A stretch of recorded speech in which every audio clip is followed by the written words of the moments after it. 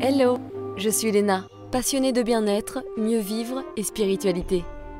J'ai créé ce podcast pour faire connaître au plus grand nombre des méthodes alternatives pour aller mieux, que ce soit physiquement ou mentalement. Quels que soient vos problèmes, quelles que soient vos croyances, restons ouverts, restons curieux et testons. Bonjour à tous. Alors c'est vrai que l'on parle toujours de la grossesse, on s'y prépare souvent assez bien d'ailleurs, mais voilà-t-il pas que le ch'tio est sorti du garage et qu'on se retrouve fatigué, carencé, surmené, voire déprimé. Alors pour éviter ça, il faut bien sûr préparer nos 3 premiers trimestres, mais également le 4e. Ça tombe bien, j'interroge Julia Simon, naturopathe, praticienne en énergétique chinoise, auteure du livre Bien vivre le 4e trimestre au naturel, mais aussi les recettes du 4e trimestre au naturel. Elle nous partage son expérience avec ses 2 enfants, expériences qui n'ont pas été les mêmes, vous verrez. C'est marrant comment on peut évoluer et les vivre totalement différemment. Et puis on parle des tabous, c'est-à-dire des choses qui arrivent aux mamans qui viennent d'accoucher, dont on ne parle pas forcément, afin d'en prendre conscience et de mieux s'y préparer. Enfin, on parle des outils pour se sentir mieux, récupérer plus vite, se sentir moins seul et vivre plus sereinement la matrescence. Bonne écoute! Coucou Julia! Hello, coucou Léna. Bienvenue dans Podcast Horizon, je suis ravie de t'interviewer aujourd'hui, je pense que ça va être très cool et très intéressant. Super. J'annonce la couleur parce que je suis excited. Pourtant on parle du 4e trimestre, j'ai même pas de mioche, alors pour te dire... Mais tu vas voir, tu vas adorer, tu vas avoir hâte, c'est sûr. Ouais, je vais aller niquer juste en sortant moi. Léna. Alors tu es naturopathe, praticienne... Alors oui, il faut dire que j'ai la voix du matin, on s'est bien marré avec ça, donc j'ai une voix de fumeuse, vous m'excuserez de d'habitude. Tu es naturopathe, praticienne en énergétique chinoise, auteure du livre Bien vivre le 4e trimestre au naturel. Mais avant qu'on rentre dans les détails, peux-tu nous raconter ce qui s'est passé pendant ta première grossesse? Parce que tu dis que ça a changé ta vie et que ça a été le début d'une nouvelle aventure, et pas que familiale, mais également professionnelle. Exactement. Et je peux rajouter aussi que je suis coach parce que la naturopathie, l'énergétique chinoise, c'est comme ça que j'ai commencé à pratiquer et à accompagner les jeunes mamans. Mais je suis coach également et du coup, je pratique aussi d'autres approches dont on parlera peut-être tout à l'heure, notamment l'EFT, etc. Donc ça, je trouve ça important aussi parce qu'on se rend compte qu'il y a plein d'approches complémentaires qui peuvent vraiment aider les mamans. Et du coup, les coachings, ça en fait aussi partie. Mais pour revenir sur ta question sur le 4e trimestre, oui, moi, ma grossesse, en tout cas, surtout la première, celle de Léonie en 2010, a changé beaucoup de choses parce que c'est grâce à ça que j'ai découvert en fait plein d'autres approches. Alors là, du coup, maintenant, dans 2021, donc ça paraît un peu, sûrement un peu bête, mais en 2010, il n'y avait pas tant de personnes que ça qui faisaient du yoga. Donc moi, j'ai commencé à faire du yoga, et notamment du yoga prénatal. C'est à ces moments-là que j'ai testé l'ostéopathie pour la première fois, l'acupuncture, la naturopathie, je l'ai découverte aussi à ce moment-là. Bref, ma grossesse, elle m'a permis de m'ouvrir vers d'autres horizons. Ouais. Donc ça, c'était vraiment intéressant et c'est pour ça que ça a changé aussi beaucoup de choses dans ma vie parce que je me suis rendu compte après parce que j'ai vécu plein de choses du coup pendant mon accouchement et mon postpartum, que le fait d'accompagner des jeunes mamans et des femmes et des mères, ça me tenait vraiment à cœur et que je voulais trouver un moyen pour faire ça. Et du coup, c'est la naturopathie et l'acupuncture traditionnelle qui m'ont permis de faire ça. Donc vraiment, à partir du moment où tu as été enceinte, il y a eu un changement professionnel qui s'est complètement enclenché, quoi. En fait, l'enclenchement, il s'est fait après. En fait, ma grossesse s'est très bien passée, c'était très chouette. Moi, je travaillais dans les cosmétiques, je travaillais en tant que chef de projet, dans du marketing à l'international. C'était vraiment passionnant. Enfin, en tout cas, c'était très sympa. Mais c'est vrai qu'après mon accouchement, qui était un moment hors du temps, où il s'est passé des choses extraordinaires pour moi, où je me sentais vraiment connectée allez, à la source. Allez, disons-le, soyons fous. Allez, Léna, allez, c'est parti. Du coup quand je suis revenue, après ça, je me suis dit que c'était quand même dingue que les femmes pensent que les accouchements, c'était que des moments horribles et douloureux, et qu'en fait, il y avait autre chose, et que autre chose, c'était possible. Et quand je suis revenue, après, on parle souvent de mon postpartum de Léonie, qui était un peu compliqué, mais quand je suis revenue, du coup, dans mon travail, j'avais vraiment besoin de trouver un métier qui ait du sens. Et à ce moment-là, les cosmétiques et tout ça, ça n'avait plus de sens pour moi. Et bah, je me suis mise à chercher quel pourrait être mon alignement le plus parfait. Et voilà, j'ai fait un voyage à Bali, etc. J'ai laissé mon bébé dans la gueule. Ouais, c'est vrai. Ouais, Léonie, elle avait 2 ans. J'ai laissé Léonie avec son papa pendant plus de 2 semaines. Ils s'en sont super bien sortis tous les deux. C'était vraiment cool. Ils ont passé du bon temps ensemble. Et moi, j'ai pu réfléchir à ce qui était vraiment important dans ma vie sans ressentir la pression de l'extérieur, la pression familiale, la pression de la représentation que l'on peut avoir auprès de nos amis, etc. Et du coup, j'ai fait un choix. Et mon choix en revenant, c'était clairement de me lancer dans autre chose. Et tu vois, ça, c'était au mois de juillet 2012. Et au mois de septembre, je commençais mes nouvelles études en naturopathie et en énergétique traditionnelle chinoise. Ce qui est marrant quand même, c'est qu'apparemment tu aimais ton premier métier, donc Ah oui. le besoin de sens devait être hyper important. Ça devait être pour que ça dépasse l'envie de changer de métier alors que tu l'aimais bien. C'était pas non plus comme si t'avais fait un burn-out ou un truc comme ça, j'ai Non. l'impression. Non, non, honnêtement, j'aimais mon métier, c'était vraiment sympa. C'était tu vois, dans les cosmétiques, enfin, tu vois, c'était cool, quoi. C'était cool. Je travaillais beaucoup donc à l'international, donc j'étais toujours en discussion avec des gens qui étaient à l'étranger. Moi, j'avais habité à New York, donc j'ai beaucoup travaillé avec le marché américain. Donc Ouais. j'étais dans un environnement qui était international, ce que je recherchais, avec des gens quand même sympas sur des problématiques qui étaient cool. C'était vraiment le début, nous, on était vraiment dans le lancement des produits bio et naturels. Ouais. Pareil, ça paraît complètement logique maintenant, mais en 2000, je sais pas, en 2006, c'était fou. 2006-2007, Oh, c'était c'est pas du tout clair. la problématique du moment, quoi. Non, j'ai fait des projets qui étaient vraiment sympas. Non, c'était vraiment chouette. Et mes copines, surtout, mes copines adoraient mon métier. Parce Ah, qu'bah oui, à chaque fois qu'elles venaient à la maison, j'avais des cartons remplis de produits et tout. Donc ça, c'était vraiment chouette. c'est Noël, Ouais, wouhou. c'était un peu ça. Donc oui, non, j'aimais, mon métier était chouette, mais c'est juste que j'avais vraiment besoin de mettre du sens et Ouais. j'avais besoin de contribuer au monde et de le faire d'une manière qui était pour moi riche et forte. Et pour moi, ça passait à travers la santé, en fait, la santé, l'énergie, l'énergétique des mamans, quoi. Ouais. J'ai l'impression que tu étais un petit peu en avance effectivement parce que la recherche de sens, je trouve qu'en ce moment on a tous besoin de sens, alors notamment avec ce qui se passe actuellement, mais il y a un grand besoin de sens au niveau des métiers, au niveau de la vie, qui est beaucoup plus important qu'effectivement il y a 10 ans. Donc je trouve que tu es un petit peu en avance là-dessus. Ouais, c'est ça. Mais en fait, je pense qu'on se rend compte je pense on a une meilleure appréciation du monde dans lequel on vit actuellement. Il se passe des choses quand même un peu bizarres et étranges. Ah oui, On ça fait un parlera stage tu vois. accéléré. Oui, et donc du coup, je pense que c'est pour ça on se rend compte que la manière dont on vit depuis 50 ans ne fonctionne vraiment pas. On est dans l'ultra consommation, la planète va pas très très bien, etc. Il faut qu'on l'aide. On a tous besoin, et puis on a besoin aussi on va en parler de la communauté, des gens, etc. On a été dans une société très individualiste jusqu'à présent et on se rend compte que ça a ses limites et qu'il faut qu'on fasse différemment. Et donc, c'est important de recréer notre communauté, de recréer nos tribus autour de nous. Ça, c'est vraiment la clé.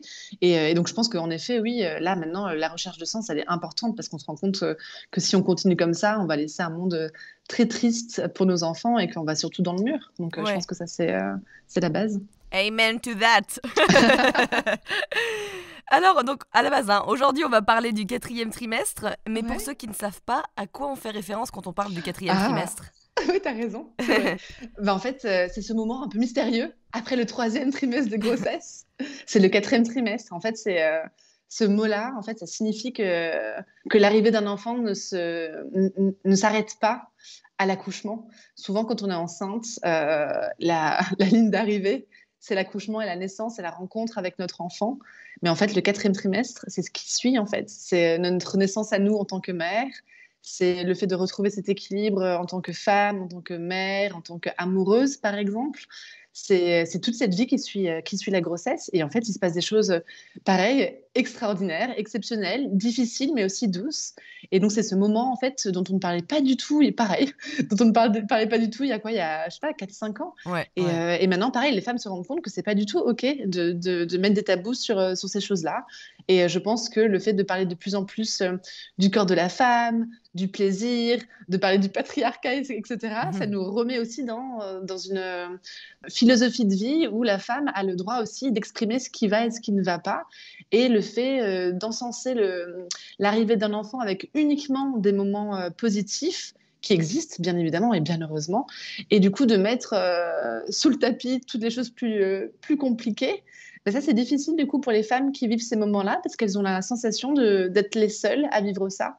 Elles ont l'impression d'être les seules à galérer avec leur bébé, leur allaitement, de retrouver un équilibre dans leur couple qui devient un peu difficile, etc. Elles ont l'impression d'être toutes seules et donc elles se trouvent nulles et donc elles culpabilisent, etc. Et pour moi, ça, c'est pas du tout acceptable dans la société dans laquelle on vit. C'est bien normal de parler de tous ces moments-là et le quatrième trimestre, bah, ça peut être un moment difficile, compliqué, mais aussi très beau et qui moi, m'a appris beaucoup de choses.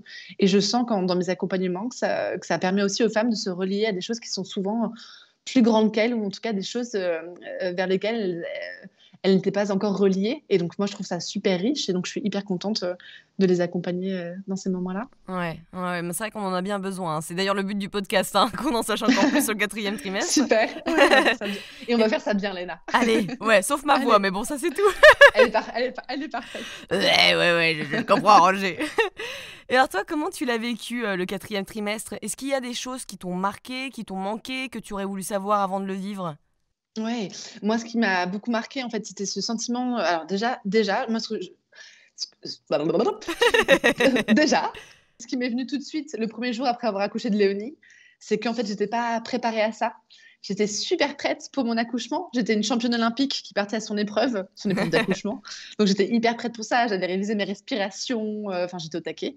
Et le lendemain matin, quand je me suis réveillée avec Léonie à côté de moi, je me suis dit, bon, et en fait, là, comment ça se passe? Comment on fait? À Donc, j'étais pas du l'angoisse. tout. Ouais, c'était dur parce que c'était le plus petit humain que j'avais jamais vu de toute ma vie. Et c'était aussi un grand poids de responsabilité que de s'occuper d'un enfant. Et j'avais pas les outils pour ça. C'est aussi ça, hein, tout le monde dit que c'est naturel, qu'on a un instinct, etc. Et donc j'imagine que oui, l'instinct de survie est là. Mais s'occuper d'un bébé, bah, il faut apprendre. Et donc ça, déjà, c'est la première chose qui m'a étonnée après l'arrivée de Léonie. C'est qu'en fait, je savais pas du tout m'occuper d'un petit bébé.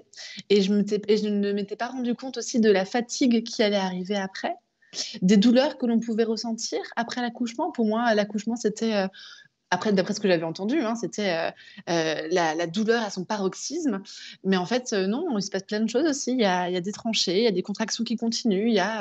Moi, j'ai eu plus mal, par exemple, pour mon allaitement que pour mon accouchement. Ouais. Donc, tu vois, c'est des choses aussi que j'avais jamais entendues auparavant. Et donc, ça, pour moi, c'était étonnant. Et du coup, j'avais l'impression d'être la seule à vivre ça. C'est ce qu'on disait. Ouais. Et ce qui était difficile pour moi, c'était cette sensation d'être isolée, d'être seule à vivre tout ça. Quand j'ai accouché de Léonie, on avait 28 ans. Moi et le papa de mes filles, du coup, et on était donc tout petits. Enfin, tu vois, enfin, ça paraît pareil, hein, ça paraît un peu étonnant de dire ça, Non mais mais on si, était parce tout que petits. moi j'ai Ouais. 33 ans et tu vois, j'ai toujours pas d'enfant et je me sens toujours pas prête. Alors oui, non, 28 ans pour moi c'est bébé quoi. Bébé Ouais, chat. c'est ça, c'est un petit peu bébé chat, et c'est bébé chat avec que des potes qui n'ont pas d'enfants et dont c'est pas encore enfin, c'est pas encore dans leur plan à ce moment-là. Donc on est les premiers on est les premiers à avoir une petite fille, et puis du coup on est complètement en marge de la vie qu'on vivait avant et de la vie que eux vivent aussi. Ouais. Donc c'est difficile aussi. Je me rends compte que mes meilleurs amis ne comprennent pas du tout ce qui m'arrive. Ma mère, pour plein de raisons, notamment parce qu'elle est malade, n'est pas du tout présente pour moi, parce que du coup c'est difficile pour elle. Du côté de ma belle famille, c'est la même chose. Donc, du coup, on se retrouve vraiment isolé tout seul à Paris, quoi. Et du coup, tu l'as vécu plutôt déprimé finalement et angoissé? Ouais, j'étais triste à l'intérieur. Et en fait, comme moi, je suis plutôt une battante et quelqu'un de très positif, je pense que je comprenais pas vraiment ce qui m'arrivait. Je pense que c'était beaucoup de choses à la fois, et je comprenais pas, en fait. Et comme j'ai toujours eu l'habitude d'être très forte, d'être celle qui assure, etc., c'était aussi difficile pour moi de dire qu'en fait j'avais besoin d'aide, qu'en fait c'était pas évident, et que du coup j'étais un peu en galère.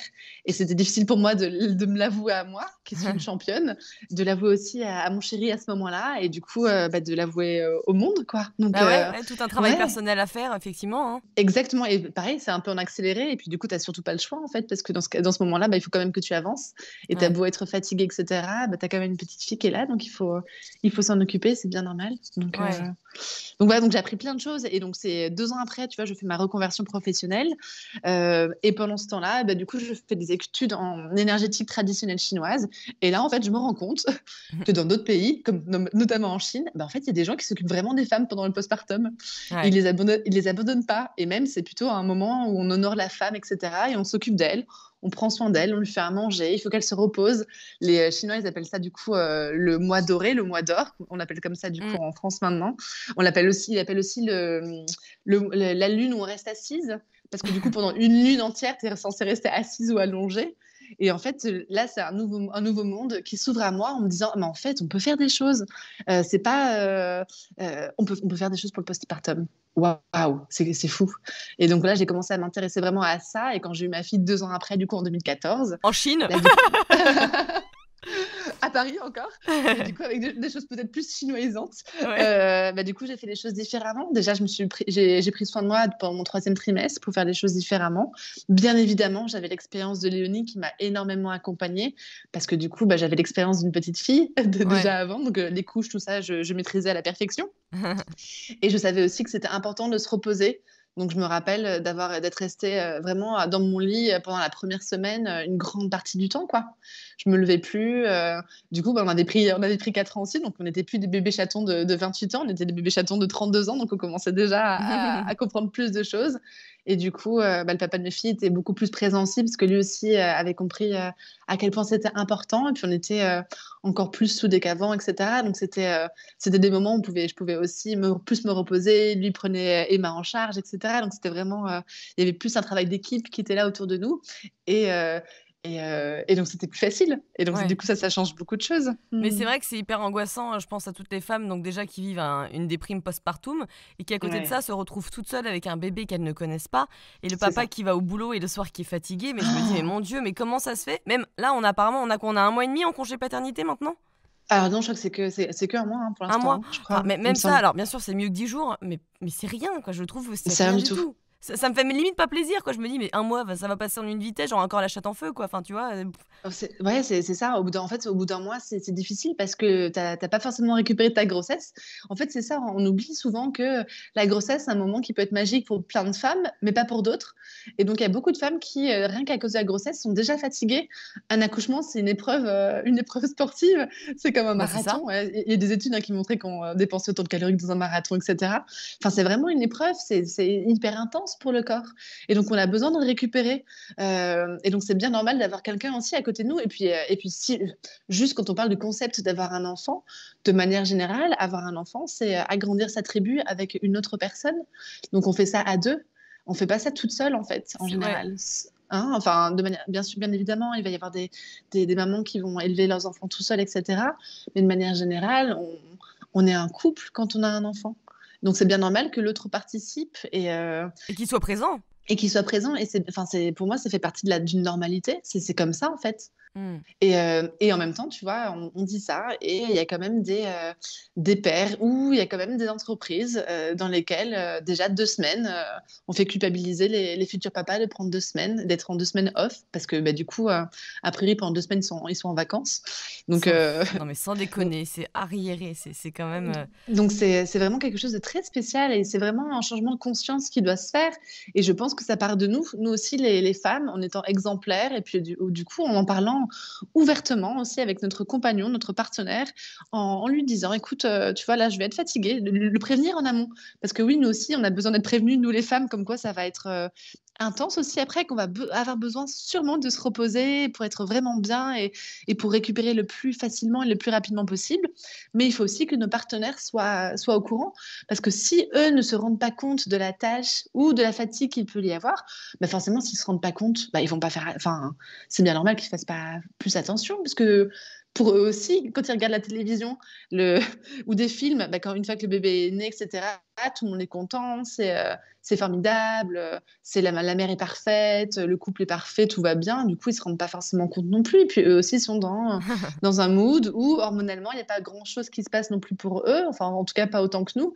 Et eux, ils ont leur routine aussi, donc ils retournent travailler. Donc c'est important à nos partenaires masculins ou même féminins, mais en général, les partenaires féminins comprennent beaucoup plus oui. facilement, hein, bizarrement, hein, bien évidemment. Du coup, c'est important aussi que eux, nos mecs soient au courant de tout ça. Donc c'est important aussi que eux écoutent des podcasts, qu'il y ait des petits bouquins qui traînent par-ci par-là. C'est important d'avoir des discussions avec eux aussi, mais des discussions douces dans lesquelles c'est vraiment un échange.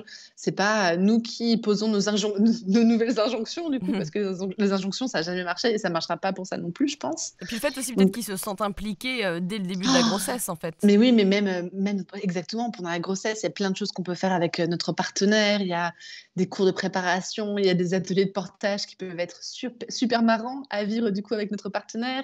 Il y a le fait de discuter ensemble. ensemble, il y a l'autonomie qui intègre intégralement du coup notre partenaire. Et puis il y a le fait peut-être de se préparer ensemble le quatrième trimestre. Est-ce que pendant le dernier mois, c'est pas le moment où on réfléchit ensemble à un plan d'action pour le premier mois ou les premiers mois qui vont suivre l'arrivée de bébé? Est-ce que on peut pas mettre notre chéri aussi à l'ouvrage de la cuisine pour qu'il commence à nous préparer des petits plats, des choses comme ça pour faciliter la vie d'après en fait? Il y a Hmm. plein de choses qu'il peut faire. Ouais, ouais, c'est clair. Ouais, ouais. Alors, tu as dû mener ta petite enquête hein, avec tes clientes, mais en général, comment se sentent les femmes au quatrième trimestre? En fait, ça dépend vraiment des femmes. Donc, il y a les primipares, donc les femmes qui accouchent pour la première fois, les mamans qui sont mamans pour la première fois et celles qui ont déjà des enfants après. Souvent les mamans qui vont avoir des premiers enfants, elles commencent maintenant à s'occuper plus de l'après, mais c'est souvent quand même l'accouchement qui est le plus important pour elles, ça, il faut pas se le cacher. Mais il y en a plein, plein, plein qui vivent ça vraiment très bien. Pas toutes les mamans sont déprimées, bien heureusement, après avoir accouché. Pas toutes les mamans sont super fatiguées, ça c'est sûr. Par contre, ce dont je me rends compte, moi, c'est que les femmes que j'accompagne et qui ont déjà eu un premier enfant, pour leur deuxième, elles me disent toutes que c'est beaucoup plus facile, qu'elles ont récupéré beaucoup plus vite et que les choses que l'on a mises en place ensemble, bah, du coup, ça a vraiment bien fonctionné. Donc, elles sont hyper contentes. Et on se rend compte souvent bah, que c'est des toutes petites choses finalement qui font une grande différence. Hmm. Et que changer un peu, c'est changer beaucoup. Ça, j'aime beaucoup cette expression-là. Et donc, on peut changer déjà des toutes petites choses et ça change énormément le vécu d'un quatrième trimestre. Et ce qui est intéressant aussi, c'est que du coup, maintenant, mon travail, quand je les revois au cabinet, notamment, je sais pas, au bout de 2 ou 3 semaines, quand elles peuvent venir et que c'est OK pour elles de se déplacer jusqu'à moi et qu'on en parle, qu'elles me disent qu'elles sont en forme, ben, je leur dis de prendre soin encore plus d'elles à ce moment-là, parce que souvent, c'est les moments où on se sent un petit peu au taquet, on fire, on a l'impression qu'on a retrouvé notre énergie d'antan, que du coup, la grosse fatigue, elle arrive après parce que le corps, il a vraiment, vraiment, vraiment besoin de récupérer. Il a vraiment, vraiment besoin de temps. Même si nous, au niveau du moral et du mental, on est bien, ça demande quand même encore un petit peu de temps parfois pour les mamans pour vraiment que leur corps récupère au maximum. Bah, puis c'est vrai que je trouve que le quatrième trimestre, c'est pas bien ancré dans notre culture française, comme tu disais, hein, par rapport à Pas la Chine. encore. Et c'est dommage. Il faut qu'on en parle de plus en plus. Il faut qu'on soit mieux préparé pour éviter les dépressions postpartum et puis d'autres Mm. désagréments et autres surprises. Oui, ça c'est important. Et là, tu parles de la Chine, mais en réalité, tu as tous les pays d'Asie qui honorent énormément ce moment-là. Tu as plein de pays en Afrique où également les semaines qui suivent la naissance d'un enfant sont vraiment honorées. Elles sont sacrées, ces semaines-là. Tu as des pays encore en Amérique du Sud également.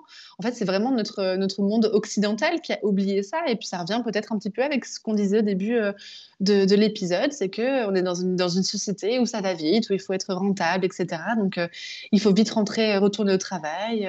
C'est pour ça, tu vois, par exemple, que les chiffres de l'allaitement en France sont hyper bas par Mm. rapport à des pays, par exemple, comme des pays nordiques, et notamment scandinaves, où en général, les femmes, elles allaitent pendant 1 an. Pourquoi elles allaitent aussi longtemps? Ben, c'est qu'en général, les femmes, elles retournent pas au travail avant 1 an, en général, Et qu'en après plus, leurs l'arrivée de mecs, bébé. leurs mecs sont à leur côté. Il me semble Oui, que le parce que congé paternité est super long là-bas. ça dépend des pays, mais des pays, en effet, le congé maternité est partagé entre la femme et l'homme. Donc, tu as la possibilité de partager, par exemple, disons 12 mois, tu as la possibilité de les partager. Donc, tu peux faire 9 mois pour la mère et 3 mois pour le père, Mm. par exemple. Ça existe. Donc, Ouais. en fait, c'est vraiment une société qui est à changer d'une certaine manière. Et il faut qu'on évolue. Et on se rend compte que l'humain est vraiment super important dans la société. Même si on parle de rentabilité, ben, il vaut mieux avoir des gens qui sont en forme, des femmes qui sont en forme quand elles retournent travailler, que des femmes qui vont être tristes et qui vont avoir du mal à se remettre dans leur mission et dans leur boulot. Donc, Bien on sûr, aurait tout intérêt à bien s'occuper d'elles en plus. Donc, tu vois, c'est même pas très logique quand on y pense. C'est complètement. vraiment voir à court terme et pas voir aussi la société sur quelque chose de beaucoup plus long. Donc, tu sais, il y a cette expression hein, qui dit qu'il faut un village entier pour élever un enfant. Et l'enfant, c'est lui qui devient un adulte plus tard, c'est lui qui est en charge de notre société, de la planète. Donc, c'est absolument nécessaire qu'on s'occupe de lui. Ouais. Et Ouais. est-ce que tu peux nous parler un petit peu de la matrescence parce qu'on en parle de plus en plus, mais voilà, c'est quoi exactement? Moi, je suis hyper contente qu'on parle de la matrescence. Moi, j'ai découvert ça en 2000, c'était quoi? En 2016, en 2017, je crois. Depuis, La j'en parle tous matrescence. les jours. Et en fait, oui, parce qu'en fait, quand j'ai vu en plus le mot matrescence, qui quand même été inventé, enfin, ce mot-là a été créé en 1970, dans les années 70, donc tu vois, c'était pas hier. Ah oui. Je me suis dit, mais en fait, mais oui, en fait, c'est exactement à travers ça que l'on passe quand on devient des mères. Et donc, moi, j'en ai parlé, mais j'en parle tous les jours. Maintenant, beaucoup moins, parce que du coup, les femmes sont beaucoup plus au courant, notamment grâce au podcast qui s'appelle La Matrescence de Ouais. Clémentine Sarlat. Mais moi, j'en parlais tous les jours au cabinet. Et les femmes me regardaient avec des yeux écarquillés en me disant: ah bon? Ah non, mais ça existe vraiment. Donc, du coup, je suis pas toute seule. Donc, la matrescence, qu'est-ce que c'est? En fait, c'est un phénomène qui est physiologique, qui touche le corps, qui touche les émotions et aussi l'identité de la femme. En fait, en gros, c'est comme une adolescence. Je sais pas si tu te rappelles, quand toi, tu étais ado, il se passait des choses au point de vue physique chez toi, notamment, tu vois, au niveau de la poitrine, des poils, tout ça, tout Non, ça. moi, la poitrine, jamais. Jamais. Grand regret, jamais, jamais, je ne sais pas pourquoi. Peut-être que ça arrivera quand tu seras enceinte. Gardons espoir, Léna. Putain, je vais passer au Ensuite... B, wouh, 80B. Non, à mon avis, ça va être beaucoup plus que ça. Enfin bon, tu verras, surprise un petit Oui, peu. surprise. Donc du coup, tu vois, il y a ce côté vraiment physique qui arrive. Et puis, tu vois, il y a ce côté aussi émotionnel. Souvent, il y a des montagnes russes émotionnelles quand on est adolescente Ah oui, oui. ou adolescent aussi. Et puis, il y a aussi cette recherche un peu identitaire, qui je suis, quel adulte j'ai envie d'être plus tard. Donc, c'est souvent à l'adolescence qu'on se pose beaucoup de questions sur qui on est vraiment. Moi, je mettais des colliers de pique, du coup. Et je faisais du skate. Eh ben écoute, voilà, tu vois, ça faisait partie de ton identité et ce que tu t'es créé à ce moment-là. Et en fait, voilà, la matrescence, c'est exactement la même chose. En tant que jeune maman, il se passe encore plein de choses de manière physique. Ils ont commencé ces changements physiques quand on était enceinte, mais ils continuent aussi après la grossesse. Tu vois, tes seins notamment, ils continuent à bouger. Soit ils grossissent, soit ils arrêtent, etc. Tu as ton corps aussi, il faut que tu te réappropries ton corps. C'est pas un secret, on prend du poids et on grossit pendant la grossesse parce que du coup, le bébé, il prend plein de place. Mais il y a aussi ce poids ou ce corps aussi qui sont à retrouver. Pas forcément le poids, mais surtout le corps. Il faut se réapproprier le corps que l'on a et qui est encore en train de changer, qui est encore en évolution. On a très, très envie de retrouver notre corps d'avant, mais en fait, ça n'existe pas. Donc, il faut aussi se réapproprier le corps de maintenant. Donc, il y a des changements physiques, des changements émotionnels, où là aussi, tu vois, on en parlait un petit peu, là, on parle beaucoup du baby blues, des mamans où, tu vois, ça va le matin, ça va très, très bien, elles sont en forme, et puis l'après-midi, du coup, ça va être plus compliqué, leurs copines leur manquent, etc. Et le lendemain, ça recommence. Enfin, tu vois, c'est vraiment, il y a des jours qui sont avec et des jours qui sont sans. Et c'est OK parce qu'on vit des tels changements que c'est bien normal. Et puis après, du coup, il y a ces changements identitaires qui sont là aussi. Ouais. Où on se dit: tiens, quel monde j'ai envie de laisser à mes enfants plus tard. C'est pour ça qu'il y a de nombreuses mamans là qui se posent des questions sur leur avenir professionnel. Souvent, c'est une remise en question qui se fait après la naissance d'un enfant parce qu'on a envie de contribuer au monde d'une autre manière. On a envie de laisser notre monde dans un autre état que l'état dans lequel il est actuellement. Donc, Bah, c'est vrai que c'est assez anxiogène, donc quand tu as un ça enfant ou peut. 2, tu te dis: «Mais quel monde on va laisser à nos gamins? Qu'est-ce qu'ils vont vivre?» Enfin, tu vois, c'est vrai que ça te fait poser beaucoup de questions.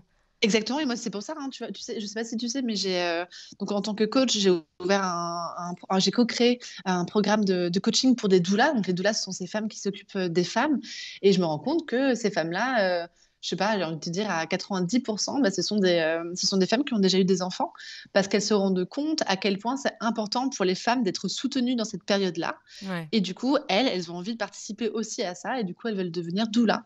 Donc il y a de nombreuses femmes qui changent de métier, qui créent des podcasts, qui se mettent à Mmh. leur compte, qui veulent créer des lieux pour accueillir les femmes. C'est bien, on en a besoin. Ça va permettre aux femmes d'être, beaucoup plus accompagnées. Mais oui, exactement. Et ça, c'est vraiment hyper important, je trouve. Ça, c'est vraiment la clé. C'est vraiment une de nos clés, je pense, pour que notre société se porte au mieux. Vraiment. Ouais, ouais, complètement, ouais. Et alors, en parlant de tous ces changements, durant la matrescence, quelles sont les réactions physiques, les symptômes qui arrivent fréquemment lors du 4e trimestre, autres que, tu sais, les trucs fréquents, genre la chute des cheveux, par exemple? Je pense que c'est important d'en être conscient et de parler plus des tabous, des douleurs ou autres, pour préparer les femmes et pour pas qu'il y ait des surprises désagréables, ou en tout cas un peu moins. En fait, je pense qu'il y a deux temps différents. Tu as le temps juste après l'accouchement, dans les toutes premières semaines, donc dans les 2 semaines qui suivent l'accouchement, par exemple, où là, du coup, comme sujet tabou qui le sont de moins en moins, mais tu as les tranchées. Donc, les tranchées, c'est ces fameuses contractions qui continuent après l'accouchement.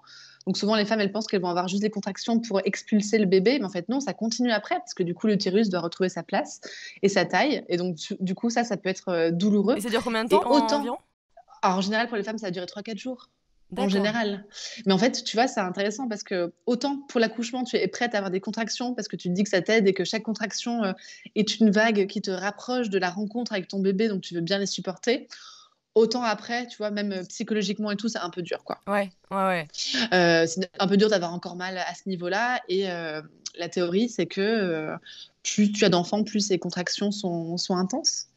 Donc ça veut dire qu'une maman qui va accoucher de son troisième bébé et tout, en général, elle le sait, elle est au courant de ça. Donc souvent, elle va l'anticiper ou elle va avoir peut-être un petit peu peur de ça. Donc il y a plein de choses qu'on peut faire, Hmm. hein.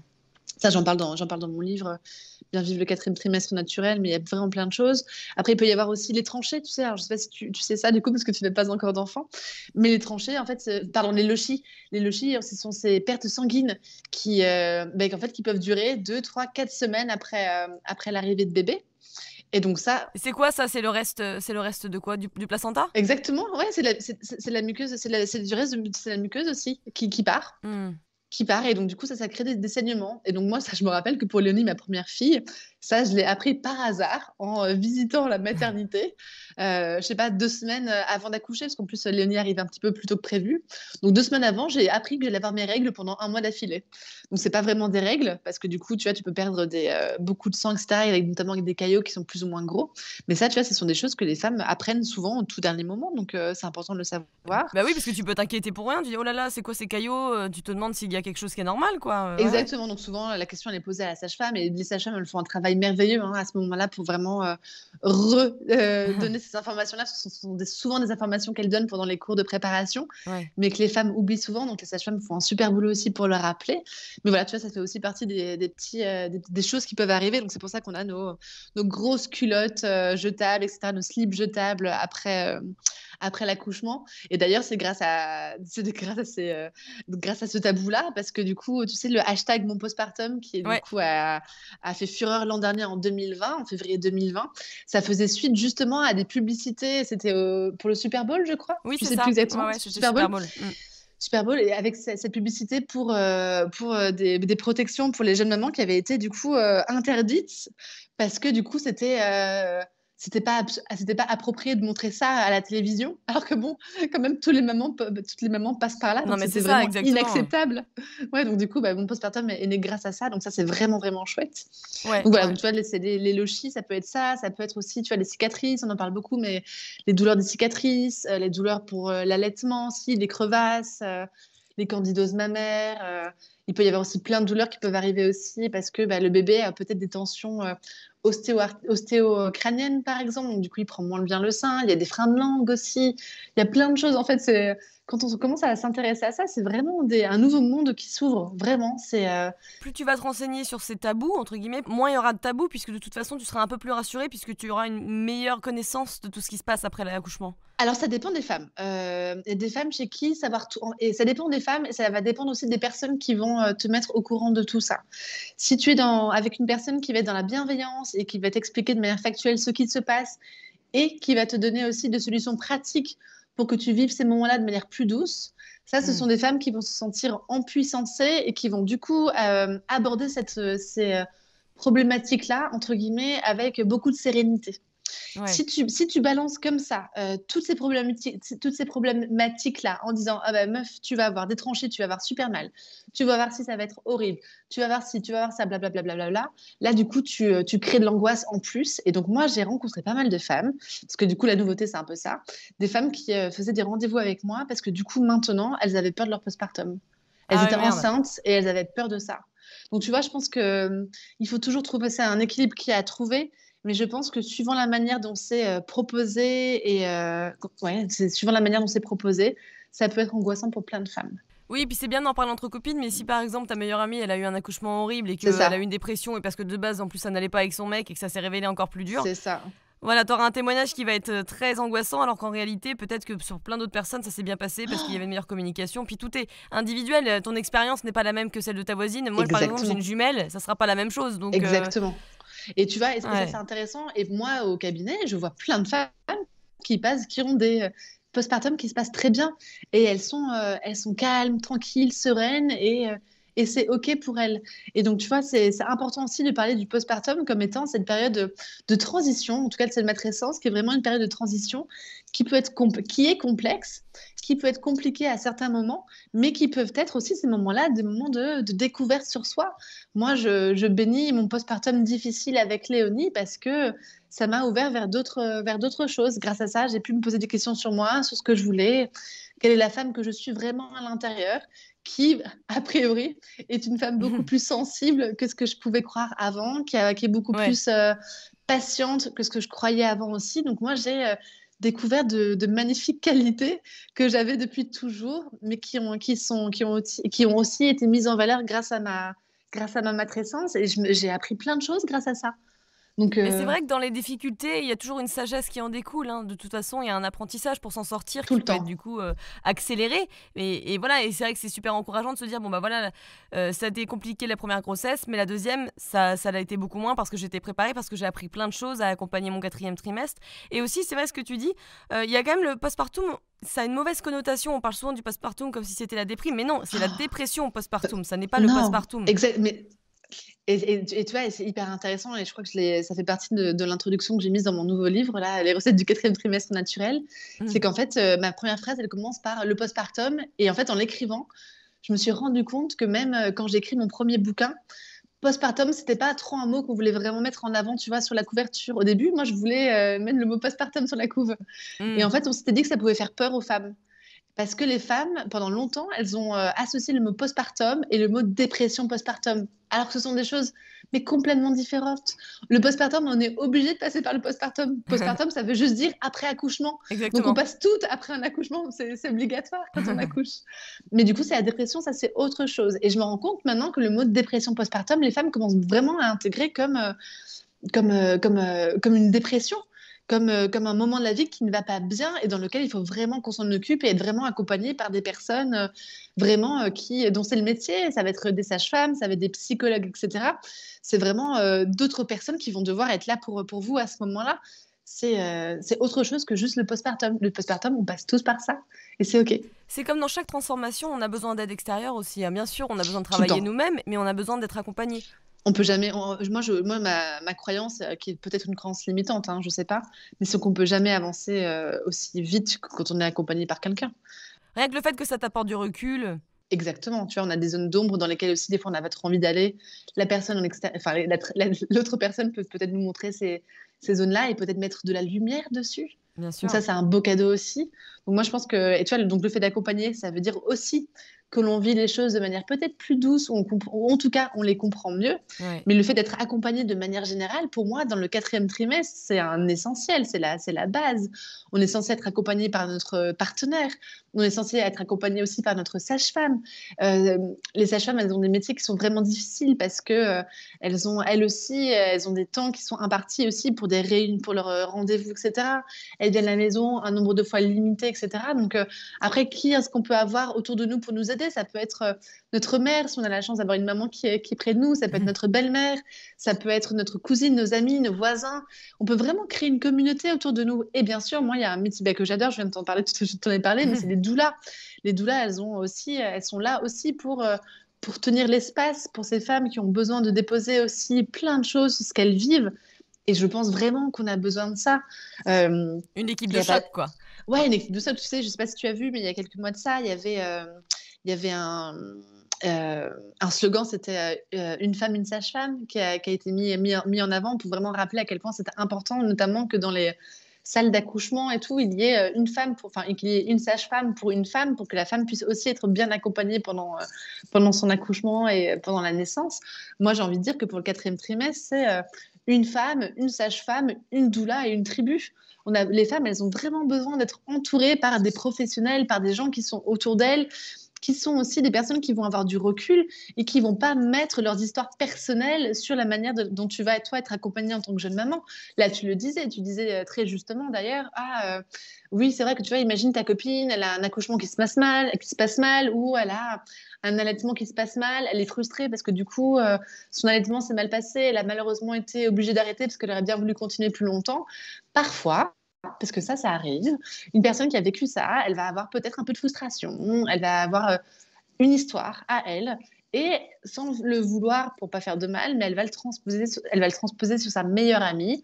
Et du coup, sa meilleure amie, quand elle va allaiter, qu'elle va avoir des premières difficultés, bah, elle va se rappeler de sa copine qui lui disait que c'était horrible et que de toute façon, quand tu avais ces difficultés-là, bah, il fallait que tu arrêtes. Ouais, Alors ouais. que quand tu es accompagnée par une professionnelle, là, du coup, c'est quand même bien différent. Donc, c'est important, je trouve, d'avoir une communauté autour de soi d'amis et de proches, mais aussi une tribu de professionnels autour de soi, vraiment pour nous accompagner. Ça, c'est important. Et peut-être même psychologique dans certains cas, parce que j'ai entendu parler autour de Oh, moi mais que, oui, tu vois, lors d'un accouchement, il y a des souvenirs, un peu des choses traumatisantes dans ta vie qui sont ressorties. Et j'en ai plusieurs qui m'en ont parlé, tu vois. mais oui, et ça, tu vois, si tu nettoies pas ça, parce que Exactement. Si tu ne dois pas si tu ça fais pas avant, ça revient pile poil. ça va revenir, ça va revenir pendant la grossesse. Souvent, tu vois, là, tu parles d'accouchement traumatisant, mais par exemple, les femmes qui ont vécu des incestes, ou même des hommes qui ont vécu des incestes, ça revient aussi beaucoup. Ou les violences, tu vois, les violences sexuelles, les violences physiques, elles reviennent souvent dans les grossesses.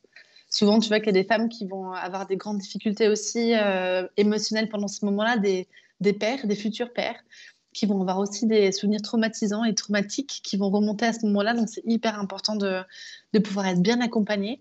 Et moi, j'accompagne beaucoup de femmes, tu vois, dans mes coachings notamment, des femmes qui ont eu des accouchements traumatisants. Et ben, du coup, on va travailler dessus. Moi, j'adore le FT. Je ne sais pas si tu connais, c'est une Ouais. méthode où on se tapote des points d'acupuncture.